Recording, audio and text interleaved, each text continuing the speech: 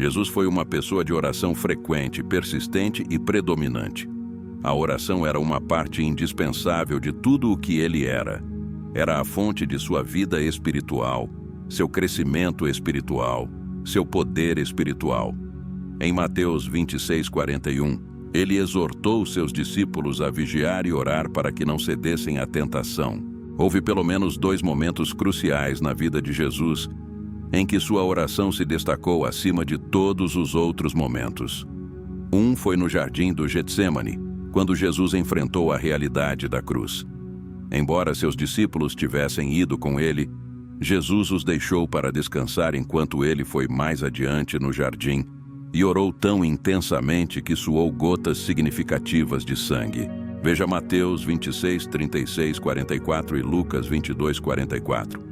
A segunda oração de importância monumental ocorreu durante aquelas terríveis horas sombrias que ele passou na cruz. Embora estivesse sofrendo a intensa agonia da crucificação, o coração de Jesus foi para seus algozes e, em seu favor, ele orou: Pai, perdoa-lhes, pois não sabem o que estão fazendo. Lucas 23:34. Não há dúvida sobre isso. Nosso Senhor foi um homem de oração. Quando e onde Jesus orou?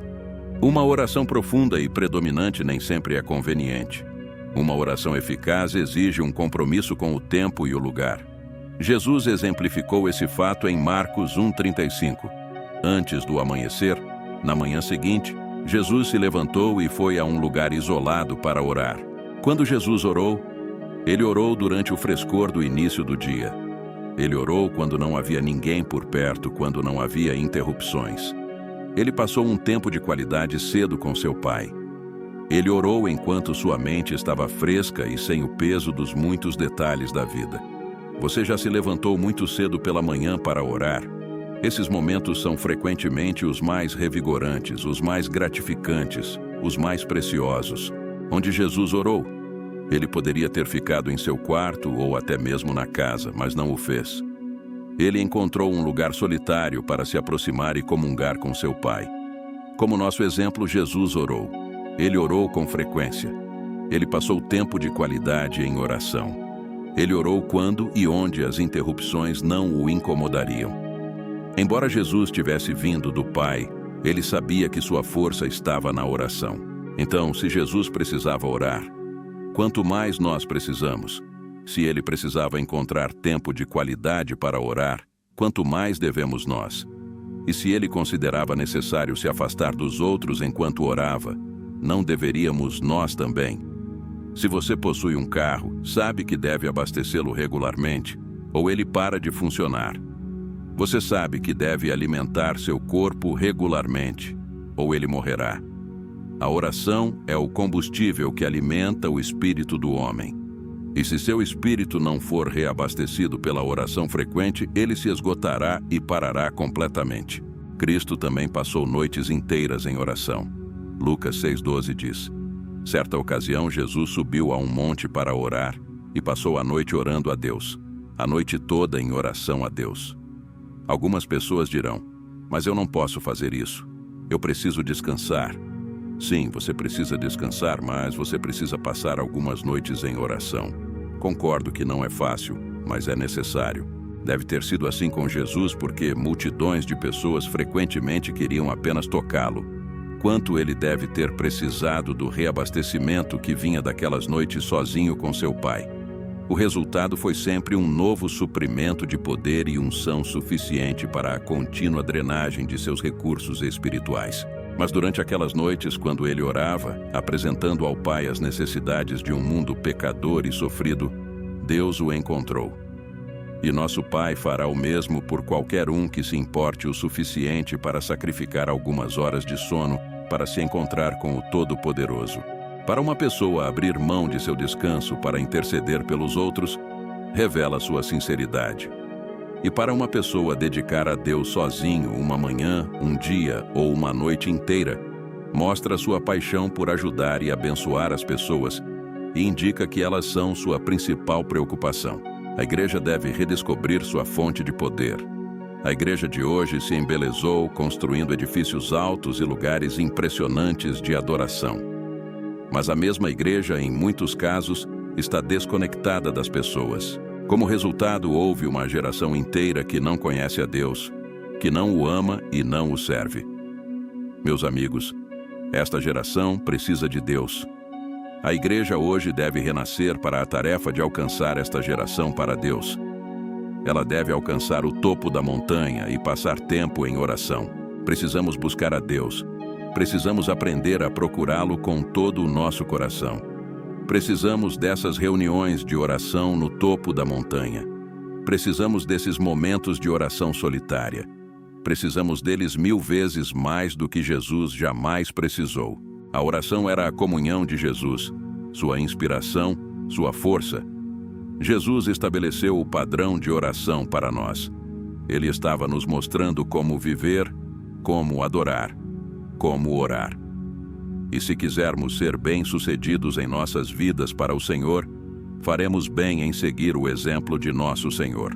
Jesus disse em Lucas 18:1, que devem sempre orar e nunca desistir.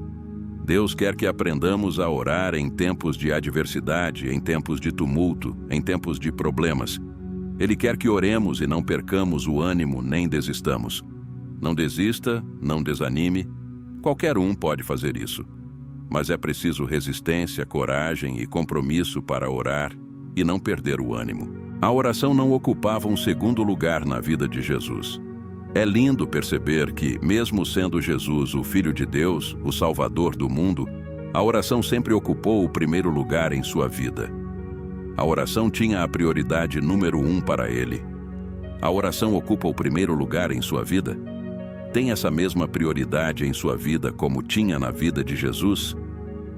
Vamos ser muito honestos. A maioria de nós ora se tiver tempo. Oramos para que o bebê não chore e nos incomode. Oramos para que os vizinhos não venham nos visitar à noite. Oramos para não termos que limpar a casa, ou fazer compras, ou ir ao trabalho. Mas, para que a oração seja eficaz em cada uma de nossas vidas, como Deus planejou, ela deve ser nossa maior prioridade. Quando Jesus foi ao topo da montanha para orar, ele estava lá com esse único propósito, nada o perturbava ali.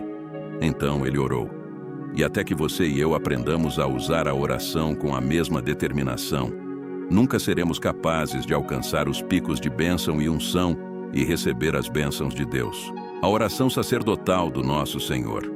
A oração de Jesus em João 17 é um dos capítulos mais significativos de toda a Bíblia. Nela, podemos sentir o próprio coração de Jesus enquanto ele ora ao seu Pai.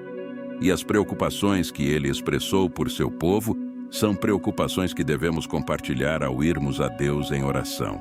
Vamos ver algumas das coisas pelas quais Jesus orou em sua oração sacerdotal, a oração na qual também podemos sentir a profundidade de seu amor pelo Pai e por nós, seus filhos. Jesus orou para que seus discípulos fossem todos um. Agora estou partindo do mundo. Eles estão ficando neste mundo, mas eu estou indo para você. Santo Pai, você me deu seu nome. Agora proteja-os pelo poder do seu nome, para que sejam unidos assim como somos. João 17:11. Que realização preciosa! Jesus orou por você e por mim. E ele orou para que fôssemos um com ele da mesma maneira que ele é um com seu Pai. Pense na proximidade, no calor, na partilha que existe entre pais e filhos. E Jesus está pedindo ao Criador do universo que traga essa mesma afinidade entre Jesus e todos os seus seguidores. O fato de Jesus ter orado por isso indica que é possível e que devemos orar por isso. Jesus orou para que seus discípulos tivessem alegria. Agora eu estou indo para você.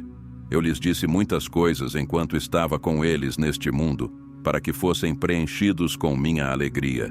João 17:13.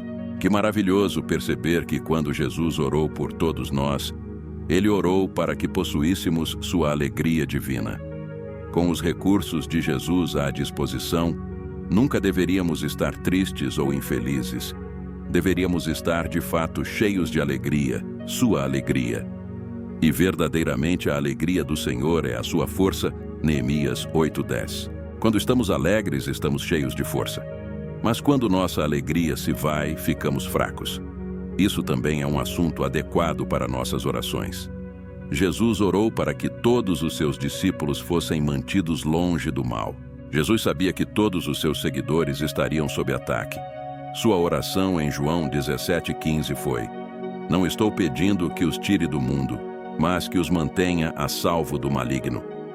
Deus não nos tira dos nossos trabalhos para nos proteger da exposição ao mal. O diabo está determinado a nos destruir e tenta continuamente nos afastar de Deus e de sua palavra. Mas Jesus, o Filho de Deus, orou para que não fôssemos vencidos por nenhum dos truques que o diabo emprega contra nós. E precisamos orar da mesma maneira, todos os dias. Jesus orou para que seus discípulos vivessem vidas santas. Santifica-os na verdade. A tua palavra é a verdade. João 17,17. Santifica-os. Jesus orou. A palavra santificar simplesmente significa separar para um propósito sagrado. Consagrar, purificar. Há apenas uma maneira, apenas um meio de alcançar isso: a palavra de Deus. Deus nos forneceu sua palavra como o instrumento de nossa santificação. Efésios 5:25 e 26 diz: Para os maridos, isso significa amar suas esposas como Cristo amou a igreja. Ele deu sua vida por ela para torná-la santa e limpa, lavada pela purificação da palavra de Deus. Nós nos santificamos aproveitando os recursos de Deus, lendo a palavra de Deus, obedecendo a palavra de Deus, vivendo conforme a palavra de Deus orienta e orando para que sua purificação seja realizada em nós. Jesus orou para que seus discípulos fossem perfeitos. João 17:23 diz: Eu estou neles e você está em mim.